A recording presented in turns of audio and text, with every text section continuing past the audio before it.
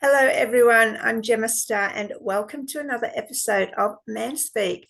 Manspeak is an offshoot to our Heart Warrior series, where some of our Heart Warriors come back and they talk for a whole nother episode on a subject they're particularly passionate about, embodied in, full of wisdom, and able to teach in. Now, today's guest is the return of our number 47 Heart Warrior, and that is fellow Aussie Jason Bluett. And now Jason is the founder of the Primal Man movement, and he's also a men's coach and facilitator. So really excited to be chatting to Jason today.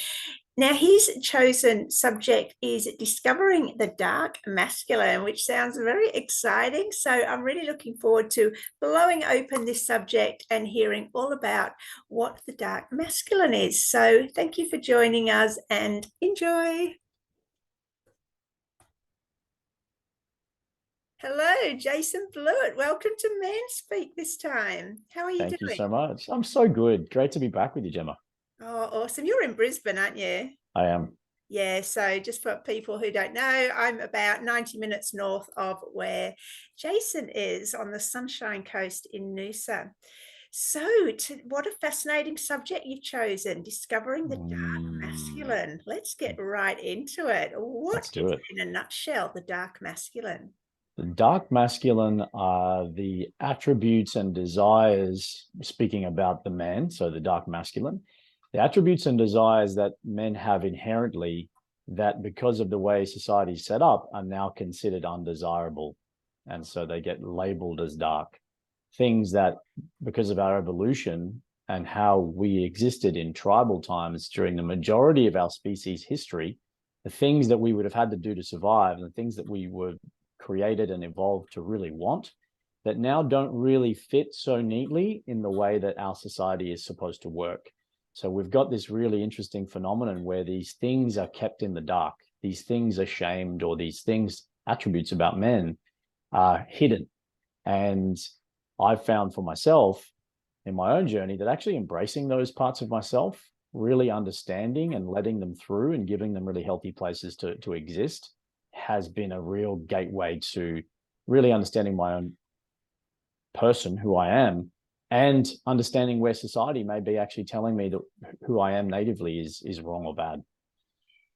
Do you think there's a reason behind? Do you think it's just random that society is, sort of hiding the dark masculine? What's No. your story behind it? Well, what I've learned about the history of our species is that when we existed in tribal times, in hunter-gatherer times, we had a lot of instincts and way we did things in order for us to survive in some pretty adverse environments. As an example, men needed to be pretty savage. We needed to be able to hunt and defend and even potentially attack things that we needed to survive, whether that's other tribes, but more often not, the pretty adverse physical environments, animals, nature, the pretty tough conditions that we lived in.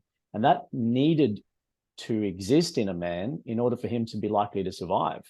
So that savage in a man is necessary for him to have made it to where we are.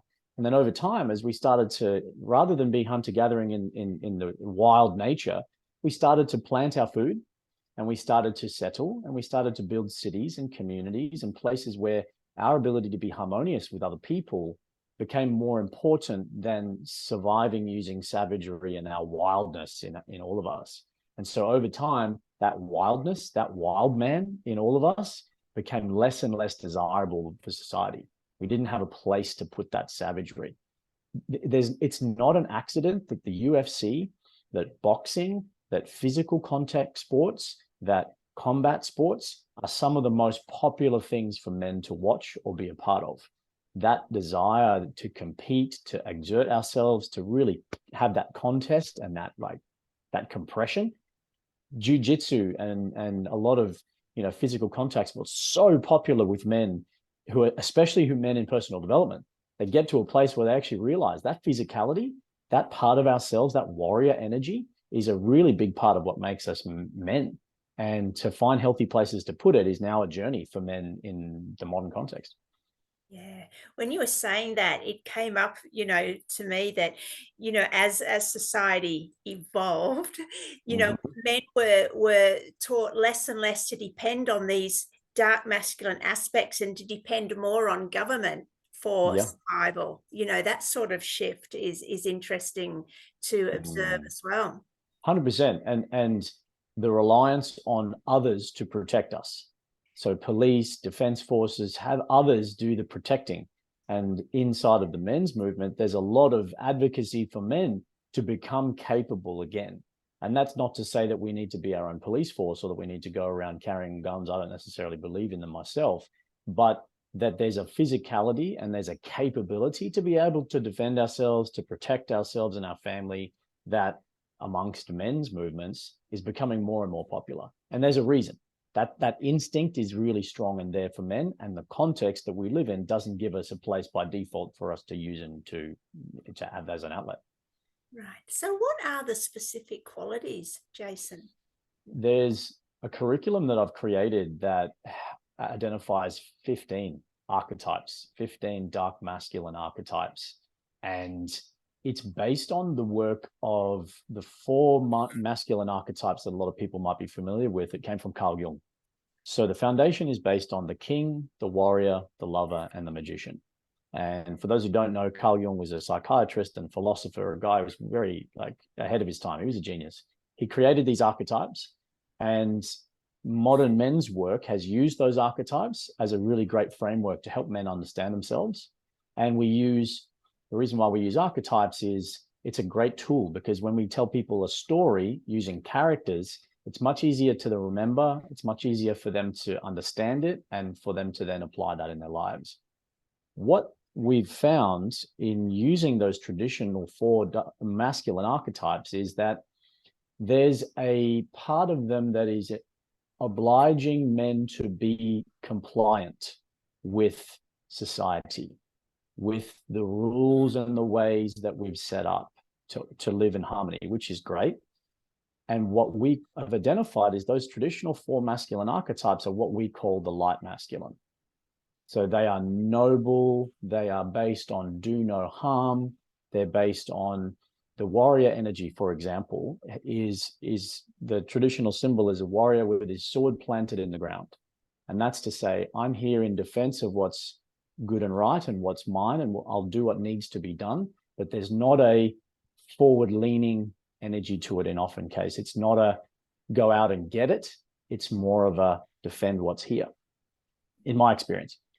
Similarly with the energy of the king. So if you're not familiar with it, it's the idea of leadership and benevolence, and a man has his own kingdom, metaphorically in his life, and he's here to create a kingdom that helps himself and his family and others to prosper. And once again, there's this energy of the light masculine, benevolence and compassion inside of what you decide to do as a king. Similarly, in the lover, there's an energy of being in integrity in your expression of romance and desire, and have that acceptable within the confines of society, and to be mindful of things like the rules and conventions around monogamy, and express your romantic desires, but do so inside of this parameter in the society that we live in. The other attribute of the magician, the archetype of the magician, which it relates to play and this discovery of spirituality and peacefulness. Again, it's to do so within our confines, within the world as we know it. If we go too deep into that, it's considered what we call dark. So each of these four light masculine archetypes has a dark masculine counterpart. And each of those light masculine archetypes in combination then has a dark masculine intersection point. And it's a really cool thing to map out on a model, which I can share with people to help them understand what all this means. But what we've discovered is that the traditional model of these four masculine archetypes has us believing as men that we occupy one at a time. So when I'm in my leader as a king, that's what's going on. I'm in my leadership. And then when I'm in my lover energy, I might be holding a baby, or I might be smelling roses, or I might be, connecting with my partner. I'm operating inside of that lover.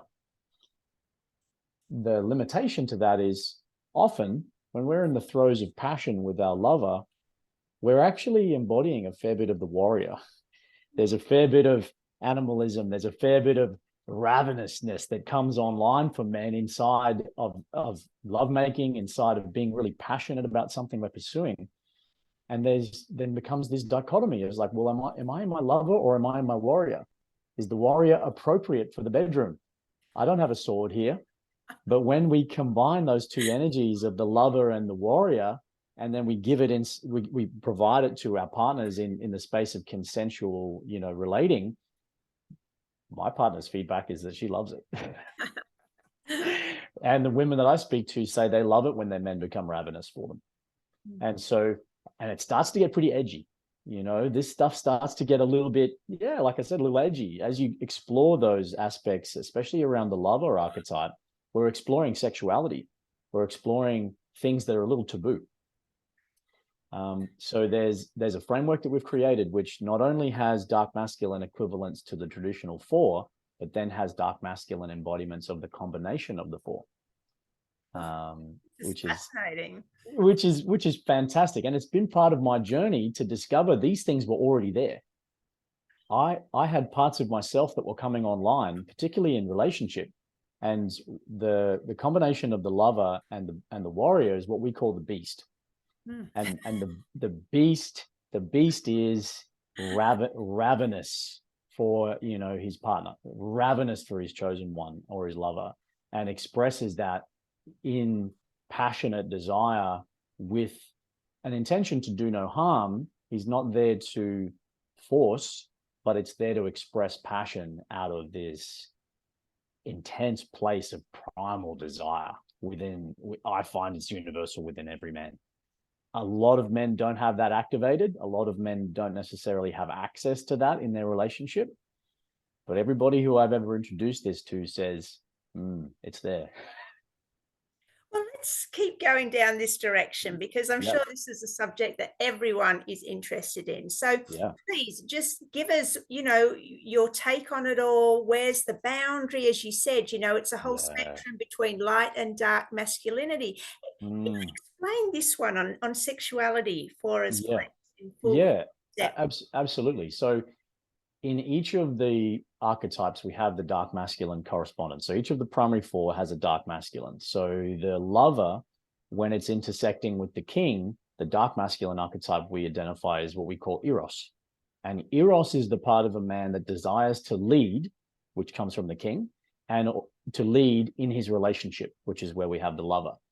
And if I hear a woman talk about when she gets really excited is when a man plans a date for her and says, I'm coming to pick you up at 7. I'd love you to wear that red dress. And I'm taking you to this restaurant. And I'm going to show you a great time. We're going to have an amazing experience. And this is what we're doing.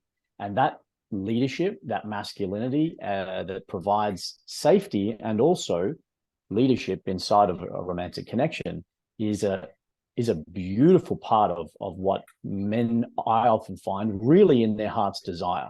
Even if they don't have space for it, even if their relationship hasn't opened up toward that. My partner coaches women, and she shares with me that this is also a universal desire for women, even if they haven't expressed it or haven't discovered it, that it's really a turn on for a man to lead in the romantic partnership. The dark masculine counterpart to the lover is what we call the seducer, the part of a man that desires to be in pursuit of his chosen one and be in pursuit of the feminine in case of heterosexual men, or pursuit of a partner. That part of a lot of men has, in my experience, been activated, but in a way that was not in integrity. And so this is where the balance comes in. How do we occupy the seductive parts of ourselves as men, but do so with integrity?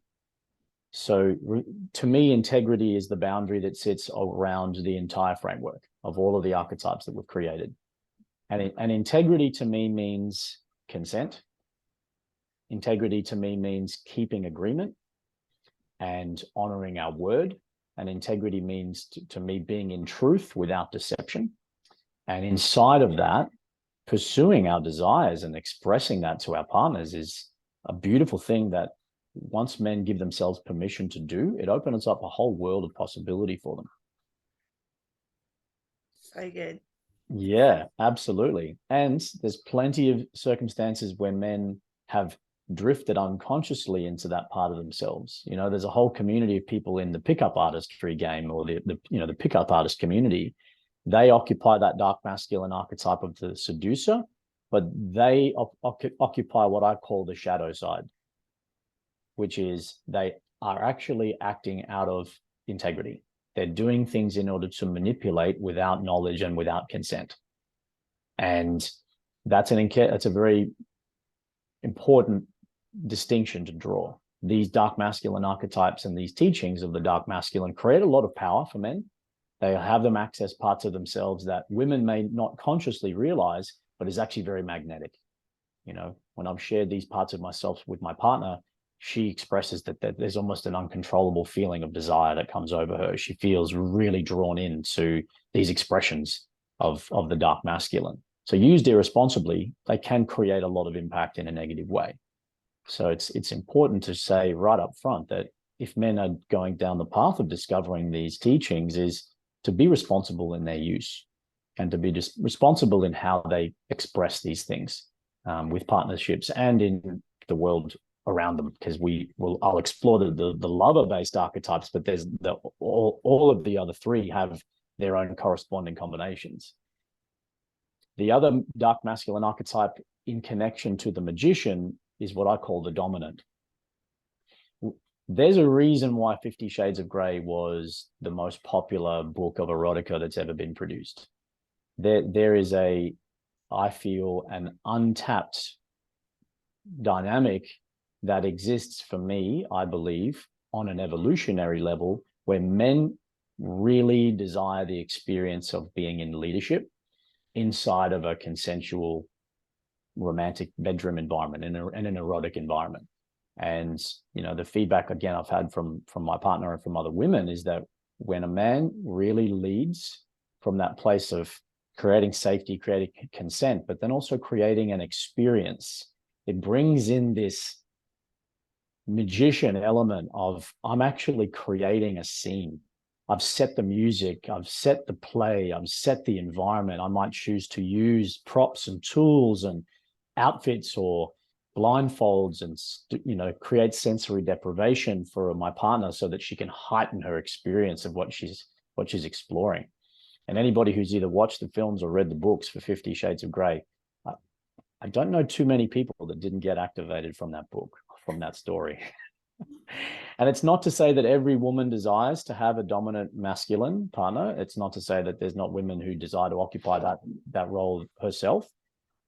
But I believe it's something that's there for men inherently and within themselves, that they desire to have that leadership in relationship and they desire to have that leadership in the bedroom. Is it something, when you said that, what came up was, is it something that's more in the masculine energy rather than men? So of course that is within men. So if it was the opposite, that the woman was being the dominating one, she's the one that's got more masculinity in that dynamic in the bedroom on that day. Yeah, absolutely. And you know, I've explored this with men who say, look, I really enjoy when my partner's dominant. And yeah, in my experience, this exists inside the masculine energetic. And if, for example, there's a same-sex couple, often there is, you know, a masculine and feminine polarity that exists inside that. And that's not my area of expertise, so I don't want to stray too far into speaking for those that I haven't worked with. But in my experience with men, absolutely. Yeah, there are dynamics that I see commonly that they desire for the women to be in that dominant role. And it's whatever floats your boat. For me, it's just the discovery that in combination of those two archetypes, the lover and the magician, there's a theater and there's a performance element and there's embodying a character and a role to play that plays out in a bedroom dynamic that's very attractive to a lot of people. Yeah, this is so good, Jason. Let's talk to men who are operating as seductors, but not from a place of integrity. What do they Yeah. have to do to move up into more integrity? And what if they're still enjoying that role of, just being, one night stands or, manipulating women? What do you say to those men? My experience is that in relationship, I've definitely been through phases where I've had that, role, and I've really enjoyed or thought I enjoyed having the freedom to express my sexuality in with multiple partnerships.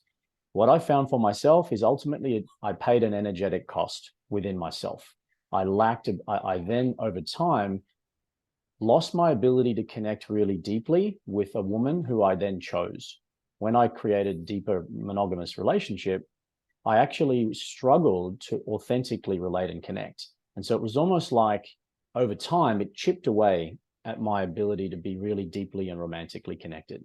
And so I don't believe there's anything wrong or right in the world. It just, to me, is about action and consequence. If I've taken the action of being out of integrity in seduction and out of integrity in relating and being deceptive and dishonest and manipulative, ultimately I actually pay the cost, and as does other. In believing potentially that I'm available for relationship when I'm not, or believing that I have feelings that I've expressed that I actually don't. So those to me pay energetic prices for me, and I experience the consequence of that. So for men to become more in integrity with this seduction side of themselves, for me the key thing is about honesty and integrity. It's about, this is what I desire to experience, and actually receiving consent and alignment with their respective partner that says that's what I'm available for as well. To me, the problem becomes when there's deception, representing that they're available but actually not, representing that they're single but they're actually not, representing that they have a long-term desire for a woman, which is a very common strategy for men, to represent they're available, and then actually they're only interested in a short-term experience.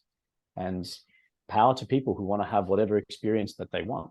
But for me, it's about integrity and about communicating that this is my intention and this is what I desire. Yeah.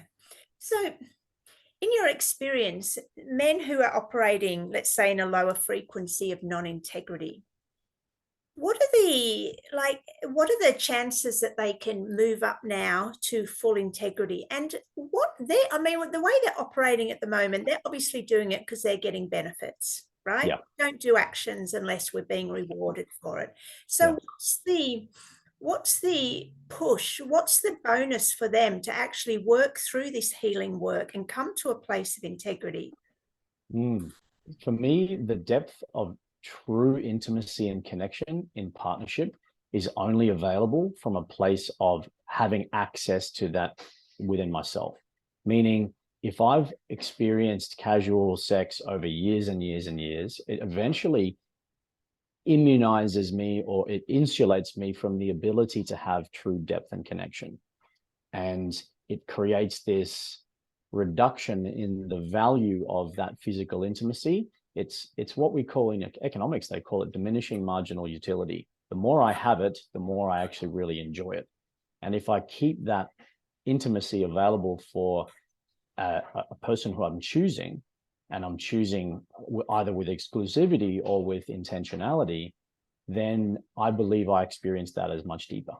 So the benefit for men to move out of that place of the shadow side of seduction and into that dark masculine aspect with integrity is choosing it consciously and choosing it with consistent communication, and being mindful about the consequences of giving that away or experiencing that excessively. Ultimately, they're going to receive less and less. And you'll talk to people who've struggled with sex addiction. It no longer is the experience they desire. It's no longer something powerful. It becomes of less and less potency. Yeah.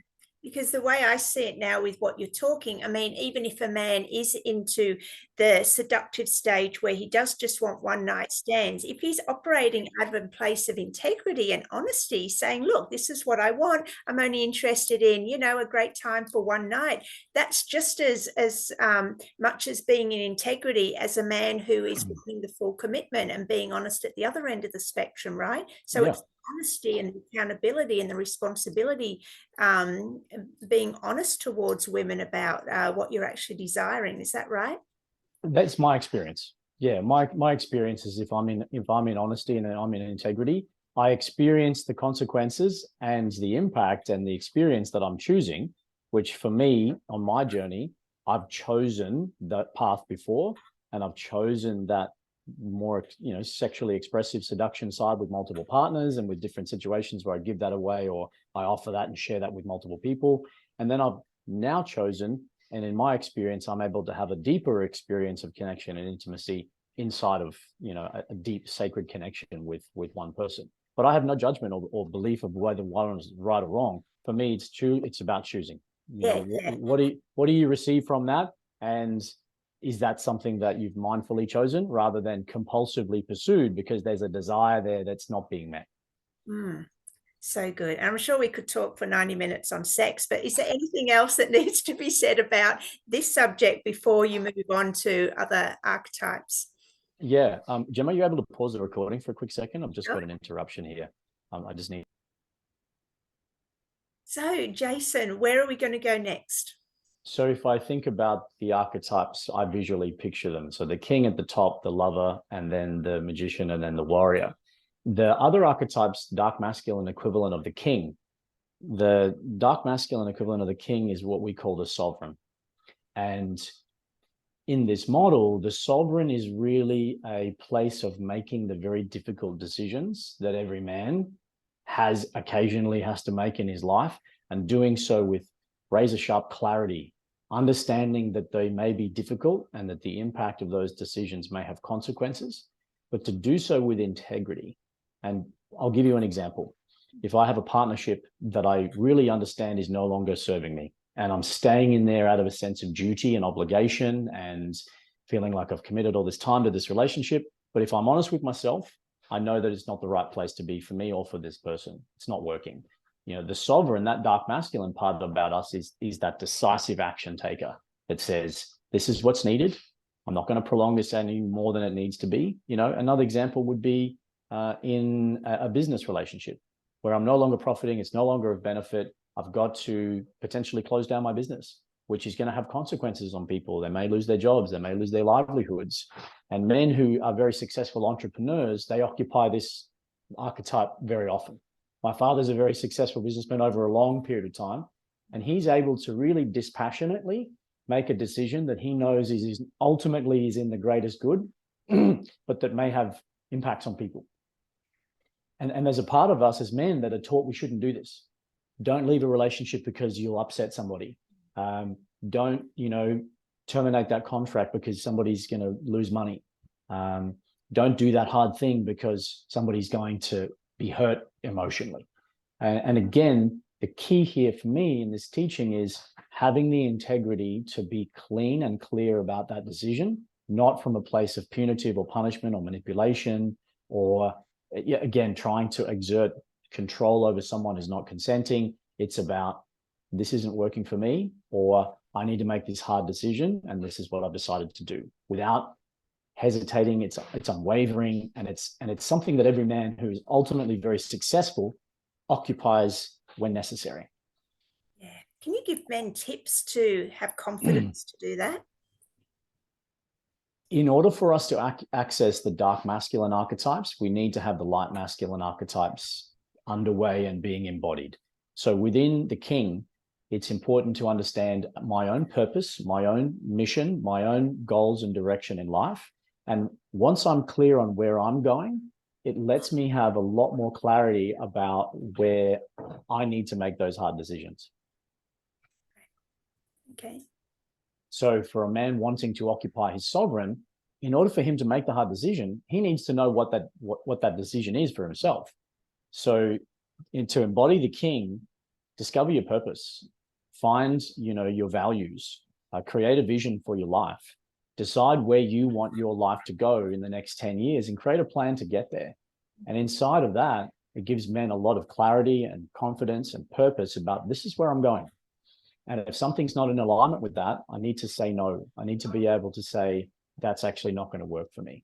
And right now, this is what needs to happen. So our light masculine archetypes are the access into the dark expression. Right. And what came to mind is even within a relationship, like, you know, a father of a family with a couple of kids, there's hard decisions to be made sometimes. You know, we've got to move, or we've got to downsize even. You know, this is a lot what's going on at the moment, that, you know, men have built up this material castle, but they're thinking, well, hey, this isn't bringing me the happiness that I thought it would. Let's either sell up or downsize and go and have some quality time traveling, or, you know, doing Absolutely. something. Tough decision. And maybe the wife isn't in agreement, you know? A very common situation for men, particularly with the rise, I suppose, of the change in the traditional masculine feminine roles in the family. You know, when I was growing up, and potentially when my grandparents were there was, I believe, there was more common clarity that the father is the leader of the household and makes the ultimate decision. And whether you agree or disagree with that, the roles have now changed. And so what that means for men is they need to be often into negotiation for decision making, whereas in the past, the ultimate decision would have been with, you know, the father as the head of the household. The work that I do with men helps them understand that they have their own metaphoric kingdom, and they need to be the king of their own kingdom. And they need to make choices of partnership that says, this is what I want with my life, and this is where I'm going, and this is what I have as a vision. If you're aligned with that, I'd like you to come with me. I'd like to do this together, but this is where I'm going, and this is where I'm leading my own life. So it's not to say I'm going to demand or oppress or control to say you have to come, but if this is where I'm going as a man, I'd like you to understand this is where I'm leading us. And that can be edgy, and that can be challenging for some women to hear. I understand that that's got some barnacles on it for some people, but that decision-making process that a father says, or a husband or a partner says, I'm going to leave this job, it's not right for me, and this is where I would like us to go, with benevolence. I'm not doing this out of dictatorship and tyranny. It's, this is where I want us to go, and I'm clear that that's the right decision for me, for myself, my business, my family. And men need to have access to that clarity. Otherwise, they're going to be in permission seeking. They're going to be in their nice guy of trying to find validation for their decision making. They're going to be in indecision. You know, a man needs to have access to that hard decision making and say, this is the decision that I've made. This is where I would like to go, and I'd love your support in that. And ultimately, with every tough decision like that, there's always going to be someone that's going to be hurt, right? You're never going to please everyone. And I Exactly. think, you know, a lot of men have been put in this position of being people pleasers, or being needing validation from other people, depending on, have they made their mum happy, or their wife happy, or their Exactly. kids happy. Yeah. Anything else to say around that, Jason? It's a really important thing for a man to embody. And I really agree with everything that you've said. And yes, it really is. The dark masculine is actually the antidote to the nice guy, to the people pleaser. When men ask me, he says, I'm a people pleaser, how do I get out of this? I say, well, discover the dark masculine aspects of yourself and begin to embody them in your life. And you'll find yourself being able to have better sex life, more success, more career direction, more clarity in where you're going, and getting ultimately what you want, because you're doing what you believe is right rather than what other people expect. And that's a consequence of living in the sovereign. But yeah, that's the sovereign. If we continue in the spectrum of the king, the combination of the king and the warrior is what we call the conqueror. And the conqueror is quite controversial. It can be pretty edgy. So I want to be mindful about how I communicate this. This is the part of a man who wants to make something new, or claim a territory, or create something that is his to create. So as an example, starting a business, you know, if you start and operate a business, and if there's potentially other businesses who operate in the same way, there's very real possibility that you're going to be taking customers from other people. You're going to be winning new business. You're going to be taking potentially something that may belong to someone else. And again, with integrity, this is not about being punitive and being retributive, but, you know, people in business will talk about this all the time. You know, there's concepts of commercial takeovers that people talk about as hostile takeovers. They are the ways that businesses can operate to buy out competitors, or potentially do things that are impactful to others, but that there's someone at the core of that decision that says, this is what we need to do to create the new kingdom, or create something new. So it's a metaphor for men conquering new ground in their life. It may be a very big challenge or a new endeavor. When I lived in the conqueror archetype myself, I was a member of a men's work community, and I began to operate and do my own men's work retreats while still volunteering at that workshop. And a number of people came to me and said, you can't do that. You can't do that thing of being out on your own and create a community inside of a community. I said, well, I've created my own community, and people are invited to come if they feel aligned. And there was a bit of feathers that got ruffled about that. And I said, well, this is mine to create. I'm a sovereign man, and I'm here to create my own kingdom. And I did so with integrity. I didn't I didn't disrupt or impact that community in a deliberate way. I just created something new. And it was a bit of resistance that was there in my environment that had people telling me, don't do this. But that's the energy of the conqueror. It needs the power of the warrior that can do the hard thing. And it needs the leadership of the king that says, that's what's needed, and that's where we're going. This is amazing. Yeah, I love this. And as long as it's done with, as you said, integrity and not control, like you weren't trying to be manipulative to get, let's say, customers or, shift the energy over to you. And, once you understand the quantum realm, we all know, it's all an even playing field anyway. We don't need to be manipulative or controlling. But I love this, that integrity just keeps coming up over and over again. And, to me, integrity is one of the highest qualities. What's your definition of integrity?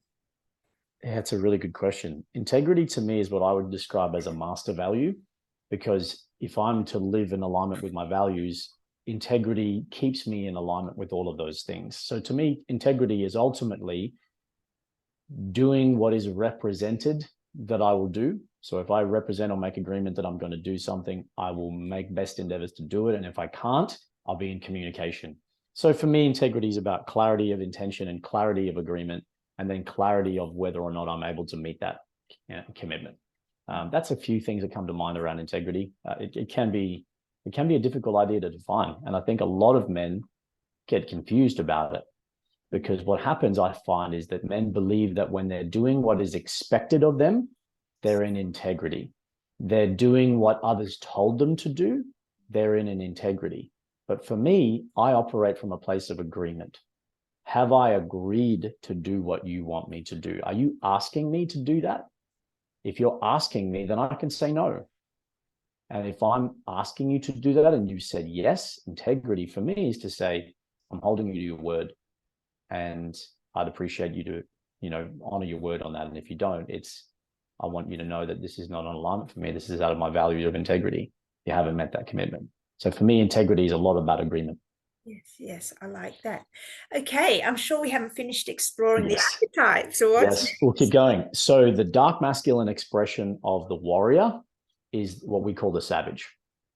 And again, the savage can be a little edgy of a concept to hear, but the way that we interpret the savage is that visceral and very primal part of a man that is in the full expression of his masculine power. And again, being very clear, this is not about shouting at somebody at the lights because they cut you off. This is not about savaging you. This is not about savaging members of your family because they didn't do what you asked them to do. This is about using that very deep and visceral power as a man to get something done that's difficult, that might be uncomfortable. And a great place, an example of that is in workouts.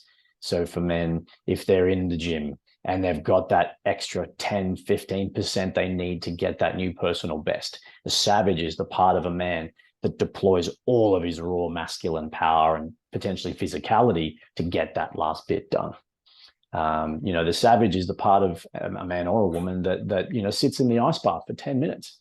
It's like, that is really uncomfortable. That doesn't feel good at all, but I know it's fantastic for my body and it's really good. So it's like doing the hard thing, even if it's uncomfortable, and accessing a part of ourselves that allows the power to do that. That's the savage. Now, does it include raising your voice to get something done? I don't express myself in that way by choice with people. I find that for me, the dark masculine aspect of the savage, if, for example, someone broke into my home and was putting my family at risk, the warrior archetype would say, hey, you need to leave now. The savage would potentially take that next step and make sure that they've physically left. The savage is the part of a man who someone's just assaulted his girlfriend. He's going to do everything to protect her, which may include being on the offense. And I'm not advocating violence as a method of solving problems. I don't ever believe a man should go out seeking that solution.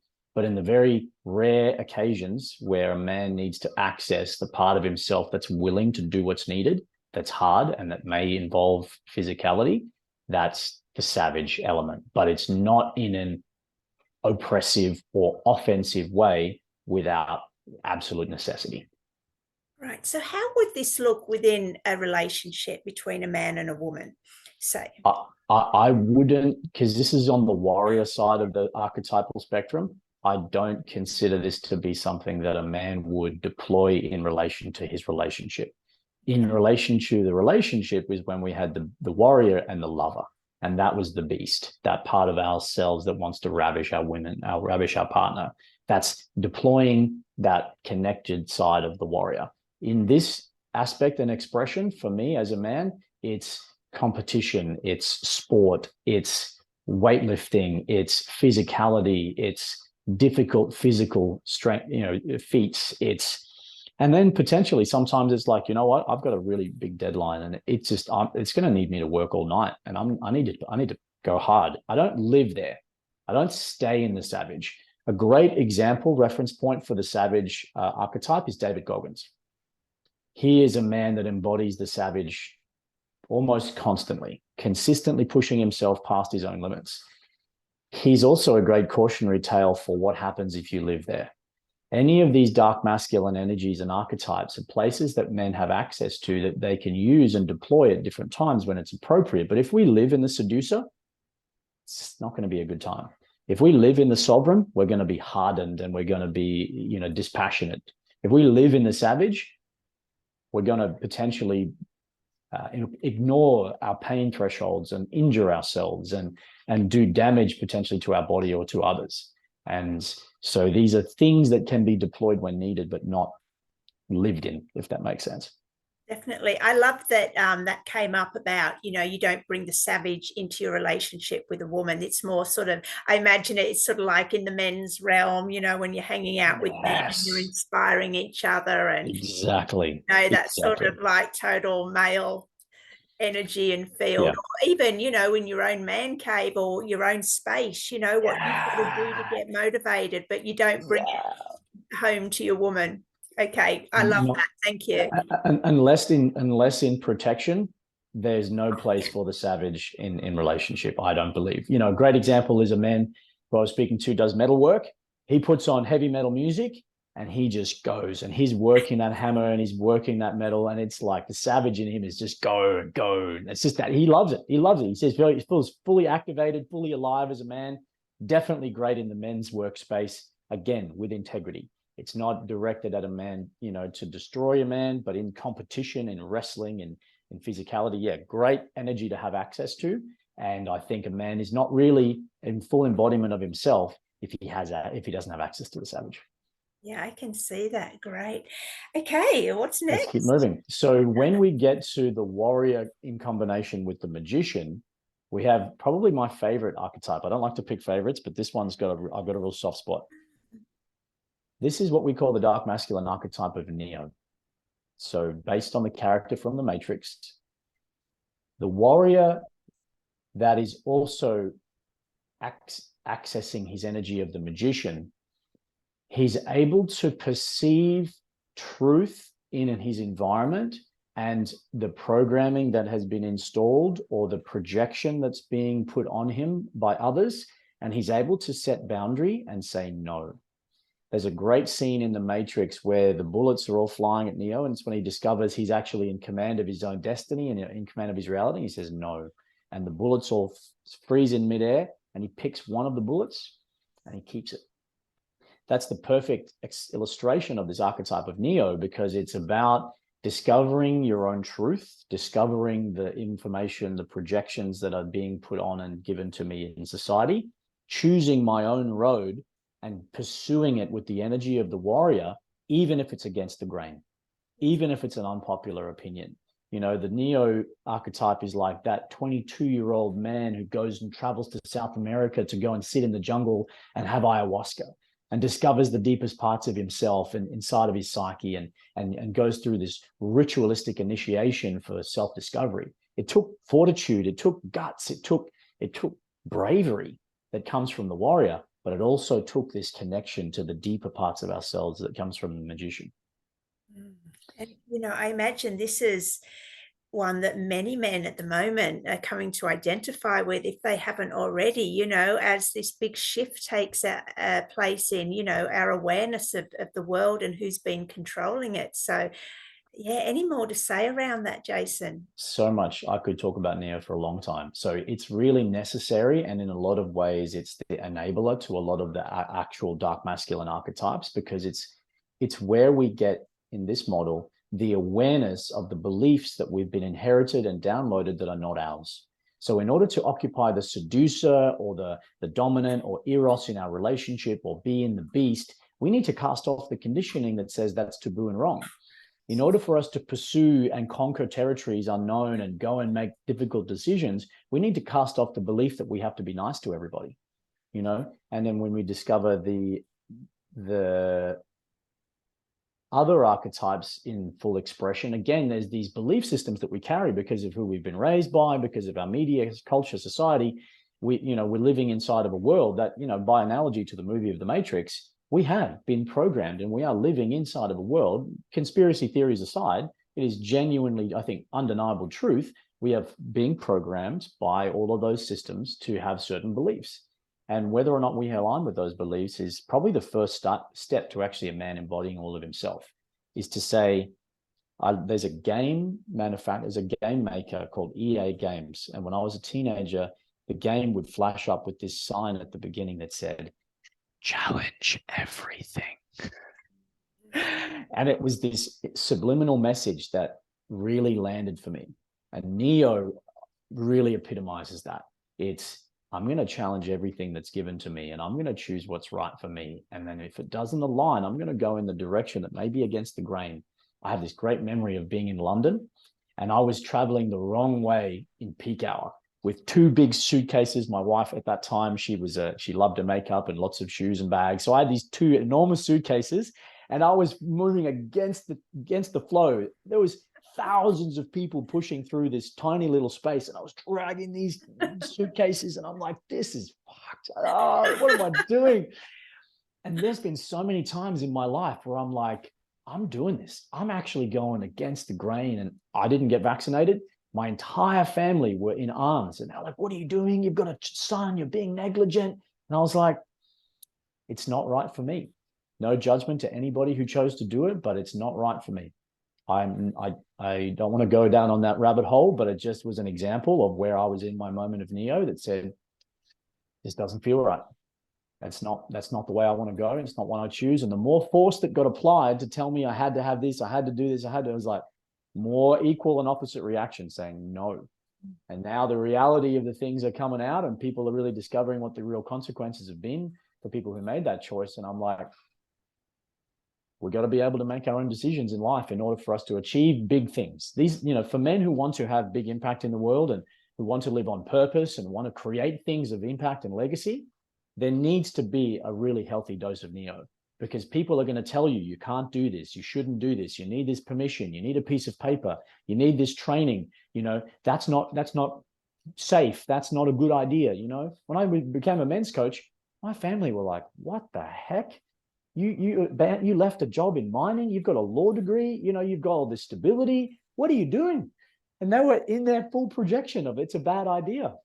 And I was like, I'm good. This is me. I'm going to take that bullet that says, hey, do this mindfully. Thank you. I'll receive that truth, and I'll be mindful about my experience and my journey. But all that other stuff, that's all yours. You can keep it. Jason, I'd like to take this opportunity because, we were aware of this this energy before COVID, or many of it came into it around 2020. What Yeah. about the men who are coming into it now and did choose to get vaccinated and are now maybe thinking, oh, maybe I could have made a different decision, especially if they made their family get vaccinated or they did it to keep a job. But they're Yeah. coming now into this, what you called, was it the magician and the warrior energy? And they're becoming like Neo and just waking up to the programming and conditioning. What do you say to those men? Good on you, because the first part in the Neo journey, he takes the red pill and he realizes and discovers that he's sitting inside of a world that's programmed him to believe and do certain things. So if men have made that realization and they've woken up, as Neo does, he wakes up and realizes he's got all these cables and cords connected to him, and he rips them out and he goes down the plug hole, and it's a fucking challenging journey. It's not an easy one. The thing that I would say to a man who's done that and made that decision to realize what the smoke screen that's in front of him and he's pulling it apart. And I don't mean that deep conspiratorial, like manipulative stuff. I'm just talking about the basic truth that we are programmed based on how we live in society. If you've done the work to actually take that step and you've stopped watching popular news media and you've started to look for what is the agenda behind me being communicated this? Why is somebody wanting me to buy this or do this or behave in these ways? I would say, firstly, fantastic, great job. That's the first step to deciding what it is that is your truth. The second step in the journey for Neo is you need to explore. You need to actually go throughout the world to find the different, not throughout the world, but in your environment. So for example, my journey was I discovered men's work and it really opened my eyes. And I was like, wow, there's a whole world of people in here that care more about me than my family do. They really are listening and they're present and they're here for my healing. When I discovered that, I was like, what else is in here? And so I pursued as many different opportunities to learn about this world as I could, read books and podcasts and went to courses and workshops and seminars and retreats. And I just dove headfirst into this world. Now, not everybody's going to take that journey. That might be slow at time. I'm a bit of an all or nothing guy. So I was like balls deep, as they say. So if that's your journey and you want to discover what your truth is, you're going to need to go and find it. And you're going to need to do things that might be uncomfortable and different and a bit weird and wild. Holotropic breath work. That's a practice of Neo, because it's a warrior. You need to breathe and breathe and breathe. And then you start to change consciousness and you're like, what? And that's the magician of the deep discovery. So doing difficult, maybe outlandish or potentially controversial things, doing things like plant medicine journeys. I don't advocate for people to break the law, but I've been in experiences of plant medicine and it's opened my eyes up to a lot. So men who are in that journey of discovering their truth, search far and wide. Listen to podcasts, YouTube videos, discover things that sound like they could be the truth for you, and be willing to say no. There are teachers and coaches and people and facilitators who are offering teachings that I don't believe bear any resemblance to truth for me. And I've had to have difficult decisions, the sovereign, of saying, no, thank you. I'm no longer receiving the teaching because it's no longer congruent with who I am or with what I believe. So be open to exploring and also open to saying no. Is this journey of discovery still within that same archetype, the warrior magician, or have I overlapped into something else? It is. Yeah, I'm still discovering, I'm still elaborating on the journey of Neo. Absolutely. We never stop, really, do we? We just, just new realms open up, and it's just like once you're on it, it's like, whoa. It's addictive, isn't it? Once we're in that journey of discovery and growth, I find it addictive. Yeah. So that's Neo. Amazing. Loved that one because that's so relevant at this, in 2023, exactly where we are. Great. We've got about half an hour left. What's next? Yes. Okay. So the dark masculine expression of the magician is what we call the shaman. And the shaman, distinct from the magician, is unafraid of the dark parts of himself, the deepest recesses of his own internal experience.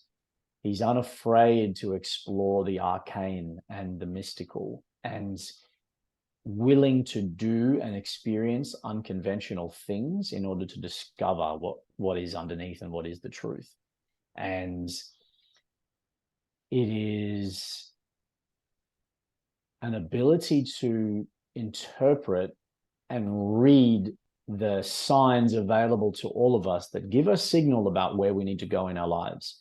I'm really clear that we are all our own shaman and shamaness, that we can receive the signals from the universe that we might be potentially ignoring in the past. An example of this for me in my life, have you heard the expression, the universe sends a feather? If you ignore it, it sends a brick. And if you ignore it, it sends a truck. Yeah. I've received a couple of trucks in my life. And it's because I ignored the bricks. Right. The shaman for me is an energy of interpreting the experiences in my life and say, I'm not on the right path. I'm reading the signals that are conveyed to me through the things that are happening, the alignments and the synchronicities that just line up and have people that turn up in your life. You go, whoa, I dreamt about you, and here you are, and it's like, that must mean something. I need to dive into this. That's the shaman, the ability to interpret the mystical inside the ordinary. Now, I would imagine there's a bit of overlap there between the shaman and Neo, because once you go down that rabbit hole of external truth, at some point you come into what I would consider the shaman as internal truth. Is that right? Exactly. It's a great way to put it. Yes. So the warrior related archetypes and the king and the lover and the magician related archetypes represent the yang, warrior king, and the yin, magician lover. And so presence and individual experience and inward experience tend to be in the experience and the expression of the magician and the lover, and external pursuit, progress, purpose, those kind of energies relate to the warrior and the king. So if you could think about it as a yin and yang energetic balance. And then, as we know, with yin practice, it's going inward. It's stillness. Neo, as you're right, is a really interesting intersection between those 2 points. I think your distinction is perfect.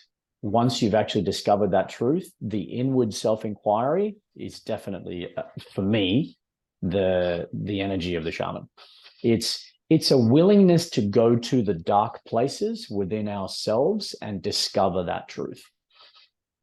And then as we get further along on that shaman journey, we come to the awareness that the inside is actually what is projection, what we're seeing outside of us. Is that still on the shaman's journey? And now we come to that awareness that, hey, we're actually creating our reality, our external reality, from what we're experiencing and feeling and believing and what we're dwelling inside. The shaman energy is also where manifestation and calling in our deepest desires and believing that we're able to influence the world around us and our reality. The belief that is true and the ability to execute doing that, I believe, comes out of that shaman energy. I've got a vision board behind me, and when I connect with it in ritual, and I drop in and I look at these images and I connect with the parts of myself the self that's drawing it in. Yeah, that's that shaman. That's the belief that I have an impact on the mystical realm, and I have on the quantum realm an ability to influence my environment and potentially manipulate that reality. That's definitely the energy of the shaman. That image there, the man that's holding that light and energy within himself, to me that's the shaman energy. It's that ability to interact, connect, potentially influence and control that mystical energies and realms within ourselves and then potentially in the world around us. And so good. And I mean, it's also interesting to observe how our strength in this archetype has been hijacked by religion, in my opinion. Don't know if you agree, but the fact that this power that you're giving to the shaman, this is what religion is taking away from, let's say, men, because they're saying there's religion in between you and God and your access to this power, and you have to Yes. navigate a whole heap of shame and guilt and rules and regulations to get there. But let's I bring couldn't agree back to more. this power. Yeah. 100%. That's a fantastic way to put it, and completely agree. The shaman has his own access to the divine. He doesn't need the conduit of a third party. And I think it's a beautiful thing to discover the teachings available to us from the masters and to the people who've gone before us, and to read and retain and absorb and learn about those aspects that have been revealed, I believe, from the divine, from others. But do so in your own inquiry. Don't rely on a conduit and a third person to, as you say, filter that truth. So this, in a way, is giving men their own power to discover their inner truth within themselves, and to connect to divine, and to connect to universe, source, consciousness, whatever we want to call it. It's accessible to all of us. And it's empowering men to say, become your own shaman. Sit in ritual and ceremony. And even if it's a simple thing, something I introduce to men is just light a candle, so that you've got a focal point of your energy. Create a space where there's some important things that can give you connection to some idea of significance. I call it an altar, but it doesn't have to have barnacles on it for people. You can just have things of significance in your life that represent something, and connect in with the experience of being with, discovering that within yourself in ritual.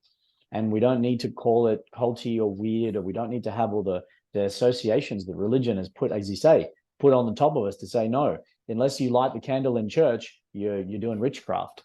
Yeah. And you know what? This also gives, always talk about men, so I keep it to men. Then they can come to understanding through this practice, I would feel, that they are actually a fractal of God. It's not a separate being. And then that gives them their pure power to work with, and boom, the world's their oyster. Oh, I couldn't agree more. I love that. That's beautiful wisdom. Yes, completely agree. We are all, I believe personally, that we're all expressions of the divine experiencing itself. There's a beautiful quote from Alan Watts, who is a famous psychonaut, someone who explored a lot with psychedelic plant medicine. And he said, if you were omnipotent and you were omnipresent and you were eternal, what would you desire? If you knew everything and you had infinite life, and you were, divine source consciousness that had no end, what would you want to experience? You'd want to experience mystery and the unknown, and be in the discovery of things again, like watching a movie that you've seen and you could watch it again for the first time. What would you desire? You would desire the potency of experiencing temporariness, because it gives such presence to our life. And you would desire to not be all-knowing, and not be immortal, and not be omnipresent. You would desire to have the experience of discovery.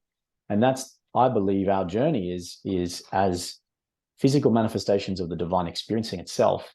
We're here to have the full expression of discovery. And for me, that's a beautiful aspect of this shamanic work that's there with every indigenous culture on this planet. Those that shepherded people using medicine, or using trance experiences, using music and drums and rhythm, and lots of these ways that we can achieve altered consciousness or states. We had people that were responsible for shepherding us into our own journey. And the challenge I think that we have in the modern world is that religion has become less and less relevant. The largest proportion in the last census of religious belief was now atheism, or I believe agnostic, so not specifically religious. So our culture, the data shows, is moving more and more away from religion. And we no longer have as readily accessible to us these guardians and these guides into our shamanic experience of ourselves. So the responsibility now falls a lot more onto the individual to discover those realms, to discover that truth, to discover connection to the divine. And that's a beautiful thing. Yeah, it's amazing. And it's interesting, as you said, the shift now away from religion, and yet at the same time, the consciousness of the planet is rising and expanding. What does that tell us? The fewer people that are, giving their energy towards the religion, but instead connecting directly to the divine. And look where we're going. We're going through huge shifts that I am fully in belief that we're going to amazing places, and some of us are already there. So, it's a matter of taking. I don't think this higher energy, this new earth, whatever you want to call it. I don't want to get all spiritual fairy on you, but it's not something that just comes and lands on us one day. We've actually got to take ourselves there energetically through the shaman experience. I couldn't agree more. Yeah, absolutely. Couldn't agree more. And I think the beautiful thing about the dissolution of those institutions is that it takes away the gatekeeper. It takes away the person that stands in between us and the discovery of our own truth.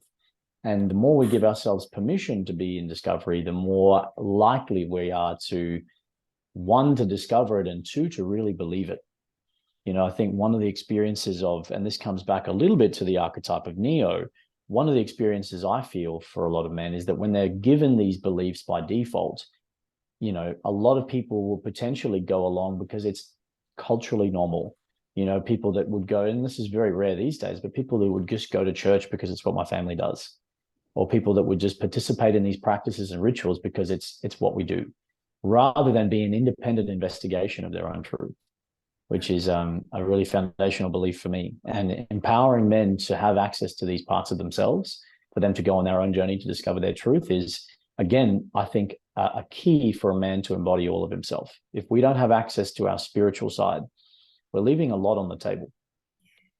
And I think maybe in Australia, it's quite uncommon for us to do, what our family did, but take places like South America and even Southern Europe, even, like a lot of Americans, they're very into their religion, they've been indoctrinated. So I think in Australia, we're quite blessed. We're very open and, we're not as religiously indoctrinated as many places in the world.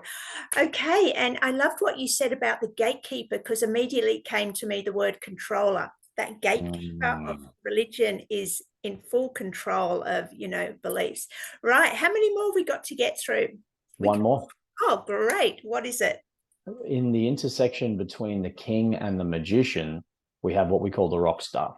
Ah. with the leadership of the king and the play that's accessible in the magician, you're leading the play. So you think about a rock star, they are fully expressed. They're authentic in their expression of their uniqueness, of their weirdness, of their eccentricity. They, and a great example of this would be, and you see this at parties or in clubs or in, places where there's a dance floor, that person that just walks straight onto the dance floor, no shame, no self-consciousness, fully expressed, having an absolutely mad time. And it's magnetic. It is something that then is a permission piece for others to go, he's free. That man is free. He has a freedom about him, and I want part of that, and I want to be a part of that. So the rock star is the part of all of us, and especially in Australian culture, men who stick their head above the parapet are often knocked down. People who occupy too much space in the room or go outside the norms of be quiet, behave this way. Our British Anglo-Saxon culture and history has us being by default pretty conservative, I'd say. And, not with alcohol, but with our own conscious choosing, being able to embody that authentic expression. Not because I've had 6 beers and I've now got the Dutch courage to go out there and be brave and express myself. The practice in this archetype is not a drop of alcohol, walk right out on the dance floor, give 0 fucks, and absolutely go hard. Like do you. For me, an expression of that in my own life, my son often hates this. I dance in the supermarket. I'll hear a mad song playing, and I'm like, yeah, and I'll just literally start moving and dancing, and I'm getting my groceries, and I'm just having a mad time. And he's like, Dad, stop. So I can see the programming that's there with him. He's 14. Yeah. 14. And he, I would think he would get used to it by now. This is me. This is who I am. And I'll often I'll hear a great song in my car as I'm coming out into the shops, and I'm just singing along to the song in my head, and I'm just having a mad time. And then my son, Micah, is like, Dad, stop. What are you doing? Why are you singing? And I was like, because I feel like it. Yeah, now, if That's he me. was 6, he probably wouldn't care. He'd probably dance with you, but you've hit them right at that age where they're like, oh my God. Yeah. Oh, yeah, Yeah. that's why I asked. I knew. Oh, but yeah, Yeah. yeah, that's Conditioning. great that you're giving him such a beautiful example, and it's his choice then to walk away. You can go and pretend he was walking For next to sure. some other dad. One day, and I think one day soon, when he finds the full expression of himself, he'll realize the freedom that's available to all of us when we feel unrestrained by the expectations and the programming of others. And I express this in a way that does no harm to others. I'm not going to take my clothes off and walk down through the center of a shopping center. I know there's social convention that I need to be mindful of. I know that I need to behave in a way that's not going to impact people in an aggressive or disruptive way. I'm going to be in my own journey. I'm going to have a great mad time, and I'm not hurting anybody. Yeah, It's what me. harm are you doing? It's me doing me. And what other ways can the rock star be expressed apart from through singing and dancing? I mean, is it just through like creative expressions? It's leadership of the play. So whatever that looks like, that might be making up a game to do at a barbecue. That might be leading a group of people into an experience to say, hey, this is something really cool I want to go and do. Let's do that. If there's leadership and if there's play involved and there's expression of yourself in that and bringing other people along the journey, that's the rock star. It's not egocentric. It's actually, it's about celebrating other. And I'm like, come with me. You're awesome. Let's do this. Let's have a great time. In my 3-day retreat, we have some ice-breaking games that we play on the first day when men arrive and they're waiting for others to turn up and pack in their gear. And, one of my brothers that's on the retreat crew team, he's very playful, great magician energy. So I said, make up a whole bunch of connection games and let's do it. Men were doing the name remembering games and slapsies and all kinds of different things that we were doing, but he was leading in that expression of enjoyment. He was leading men to play. And in any kind of expression where leadership and play is involved, that's for me the energy that we call the rock star. Does the rock star energy play out in a relationship dynamic between a male and a female? For sure. I think authentic expression for a man needs to be authentic in all places. So I love bringing the magician in my relationship. I love playing and messing around with my partner, and we've got a whole range of different inside jokes and all kinds of silly business that we get up to. I dance in the kitchen very often. I'll dance and sing in the kitchen while I'm cooking dinner, and she's got videos of me just being an absolute goose. I'll do accents and all kinds of weird stuff like that, funny things that just entertain me, and that's cool. So yeah, authentic expression of yourself in whatever space, which is another part of the rock star. It's the embodiment of this aspect of ourselves that we're unashamed to be who we are in all the places that we go. Yeah. A rock star doesn't stop being that rock star. They might go home and take off the makeup or whatever their costume is, but they are still in authentic expression of themselves. And that leads to a really important point. These archetypal models and ways of thinking about our own way of being are things that we ultimately want to bring into harmony in our expression. If we try to balance, it's like a seesaw. We're going from this one into that one, into this one, into that one. And I find the energy for myself can become imbalanced, or we can try and overbalance. Like, for example, I need more warrior in my life. I need to do more workouts. And I shut down lover and my magician completely. And I get serious into this. And I spend all of my time over there. And I'm like, oh, I've gone too far that way. I now need to go and spend some time in rest and recovery. And I'll take 5 days off and I'll just watch Netflix because I'm just totally imbalanced. What I find for myself, the magic is in harmony. I'm going to be playful in my workout. I'm going to be loving in my leadership in the king. I'm going to be peaceful in my pursuit of what is needed in my life. So bringing all of the archetypes together, this is mastery level, is bringing them together in authentic harmony and full expression of ourselves, rather than staying in one side or trying to counterbalance them, coming back and forward all the time, which to me is energetically exhausting. Yeah, yeah. I wanted to jump back to the rock star. I had a question.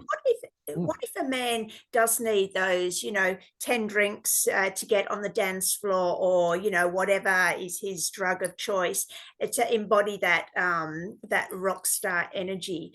What do you say to him? I mean, he's obviously got this expression that wants to come out, but at the moment he can only do it with, the use of substances. The journey to embodying any of the dark masculine archetypes is about the mastery of shame. Shame is what gets in the way of every single dark masculine expression. What is actually being experienced by that man is the story that it's not okay and that he'll be shamed or embarrassed or be wrong for doing what he needs, what he wants to do. Alcohol as a social lubricant removes a lot of shame, and it has us expressing the feelings that are underneath often, in my experience. And any of the other dark masculine expressions need to, in order to be fully embodied, need the mastery of shame. The only way that I've been able to achieve the level of mastery of shame that I have is reps. It's making a conscious decision. It's like working a muscle in the gym. If I do one bicep curl, my muscle doesn't grow.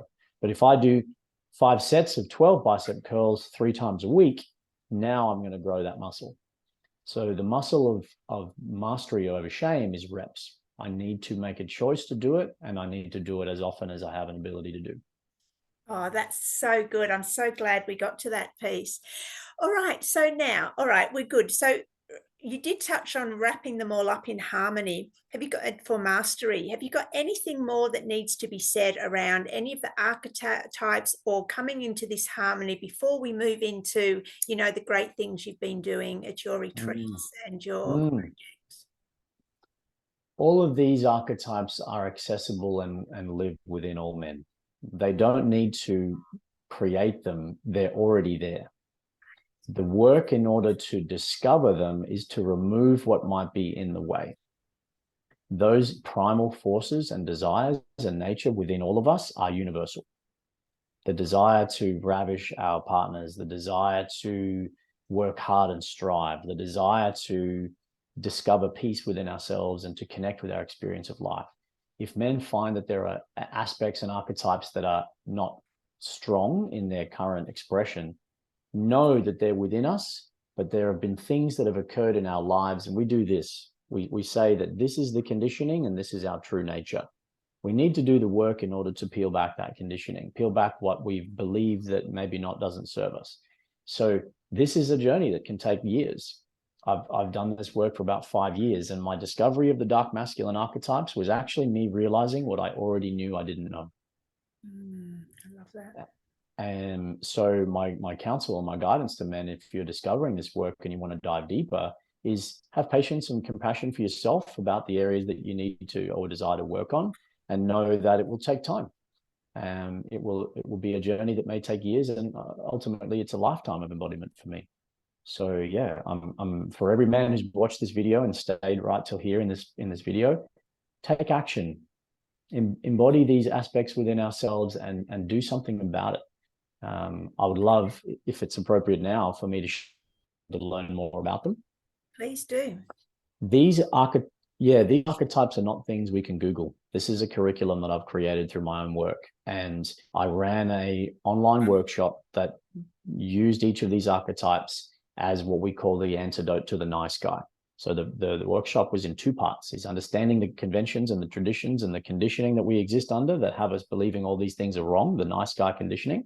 And then ultimately gave a very detailed dive into each of these archetypes and how to embody them, the practices in each of these to bring them in cultivation. So if you're happy for me to do so, I'll share you the link, and so your viewers can go and have a look at that workshop. And if they want to experience these archetypes, it's very cool to learn about them. It's a very different thing to embody and experience them. This is the work that we do on our 3-day retreat. So we have a retreat that is all around activating men's masculine power, which we found to be the dark masculine is the most powerful expression of men at their ultimate core. And we, over 3 days, 3.5 days, take men on a journey through all of these archetypes and give them embodied experience, real, visceral processes that have them remember in their body what it felt like to be in each of these archetypes. And we initiate men into their dark masculine. And the men that have come out the other side are living extraordinary lives. They have so much. I get messages from their partners, from their wives saying, thank you. He came home a completely different man, and he is powerful. He is really charged up, and there's whatever you did, thank you. And it's in Brisbane, or where do you do? It's not far from the Sunshine Coast. So just near Esk, near the D'Angela National Park. There's a men's work facility there that we run our retreats. And the next retreat is on the 4th to the 7th of May. Oh, not long. Amazing. Yeah. Yeah. And you've also got the, what's it called? My online program. Your project that we spoke about at the beginning. So Primal Man Project is the name of the movement, the name of the group that I founded, 3 years ago. And men can become part of the community to be around and be, in learning and connection with other men who are doing this work on improving themselves and leveling up in all aspects, in their sexuality, in their leadership, in their discipline, in their spirituality. These are things we do all day long, and we run events that support men in building all of these parts of themselves. We've got about 550 members from 17 countries around the world. And we welcome any man aligned to wanting to do this work. So I'd love to share a link here for you to share with the men to become part of our Facebook group. And to get details on the retreat, men are more than welcome to message me directly on Facebook to ask about anything we've got going on. Yeah, Jason, if you could message me all those links, and I'll get them in the description below.